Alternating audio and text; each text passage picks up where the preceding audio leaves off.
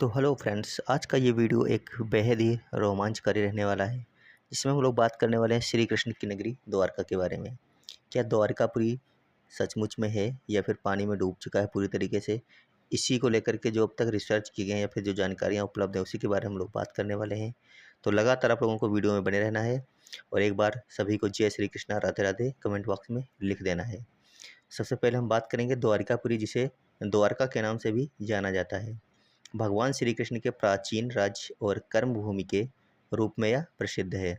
जैसा कि आपको पता है कि द्वारकापुरी को हम भगवान श्री कृष्ण के नाम से या फिर उनकी कर्म भूमि के नाम से जानते आ रहे हैं और यह हिंदुओं के लिए एक महत्वपूर्ण तीर्थ है, क्योंकि आपको पता है कि चार धामों में से एक द्वारकाधीश मंदिर, जिसे जगत मंदिर के भी नाम से जाना जाता है, शहर का मुख्य आकर्षण भी इसको माना जाता है। जो द्वारका शहर है, उसका जो मुख्य आकर्षण है वो जगत मंदिर या फिर द्वारकाधीश मंदिर को ही जाना जाता है। ऐसा भी माना जाता है कि भगवान कृष्ण ने द्वारका नगरी की स्थापना की थी और इस शहर में उनके महल और निवास था, जो अब मंदिर के रूप में खड़ा है। ऐसा माना जाता है कि जो उनका महल था या फिर जो उनका निवास स्थान था, वो आजकल जो मंदिर है वही उनका निवास स्थान पहले माना जाता था। आगे हम लोग इसके बारे में बात करेंगे कि द्वारका नगरी को लेकर जो मान्यता है कि यह समुद्र में डूब गई है। कई खोजों में समुद्र के अंदर द्वारका नगरी के अवशेष भी अब तक मिले हैं। कुछ लोग मानते हैं कि यदुवंश की समाप्ति के बाद श्री कृष्ण ने नगरी द्वारका जो थी इसको डुबो दिया था, या फिर अन्य अन्य कई भी प्रमाण हैं जिनके कारण ये बात सिद्ध होती है कि द्वारका पानी में डूबी हुई है। तो जो आपका पहला प्रमाण है वो ये है कि 1960 में वर्तमान द्वारका शहर में एक घर को गिराने के दौरान मंदिर का शीर्ष मिला और 1989 में समुद्र के अंदर खोजबीन के दौरान ऐसी संरचनाएं मिली जिससे लगता है कि कोई नगर डूबा होगा। भविष्य में देखने का भी प्लान इसको बनाया जा रहा है। गुजरात सरकार द्वारा एक पनडुब्बी परियोजना शुरू करी जा रही है या फिर कर दी गई है लगभग, जिससे लोग समुद्र में 300 फीट नीचे जाकर डूबी द्वारकापुरी नगरी को देख सकते हैं और उसका दर्शन का लाभ उठा सकेंगे।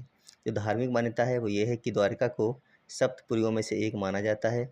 समुद्र में जो इसके अवशेष हैं, गुजरात के काठियावाड़ क्षेत्र में अरब सागर के द्वीप पर स्थित ऐतिहासिक द्वारका नगरी आज भी गहरे समुद्र में मौजूद है, जहां आधुनिक खोजों में रेत और समुद्र के अंदर से प्राचीन द्वारका के अवशेष प्राप्त हुए हैं। वर्तमान में द्वारका गोमती द्वारका नाम से जानी जाती है और गोमती द्वारका और बेट द्वारका एक ही द्वारकापुरी के दो भाग हैं, ये भी आपको मालूम होना चाहिए। कई लोगों का ये भी मानना है कि गांधारी ने जो श्राप दिया था उसके कारण द्वारका नगरी जो है पानी में डूब गई है। पहली मान्यता गांधारी के श्राप से जुड़ी है। कहा जाता है कि जब महाभारत के युद्ध में पांडवों की जीत हुई और कौरव खत्म हो गए, तब गांधारी ने श्री कृष्ण को महाभारत का दोषी ठहराते हुए श्राप दिया कि उनके कुल का नाश हो जाएगा और यही श्राप द्वारका डूबने की वजह बनी। तो आप क्या मानते हैं? आप ये कमेंट बॉक्स में बताइएगा। क्या गांधारी का जो श्राप था ये सत्य हुआ या फिर नहीं हुआ?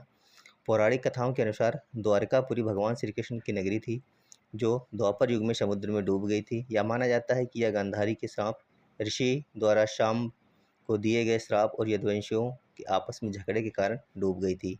तो इसके कई सारे कारण हैं। पहला गांधारी का श्राप भी है, दूसरा जो है शाम्ब ऋषि का श्राप है और तीसरा जो है यदुवंशियों के आपस में झगड़े का भी कारण यहाँ पर माना जा रहा है।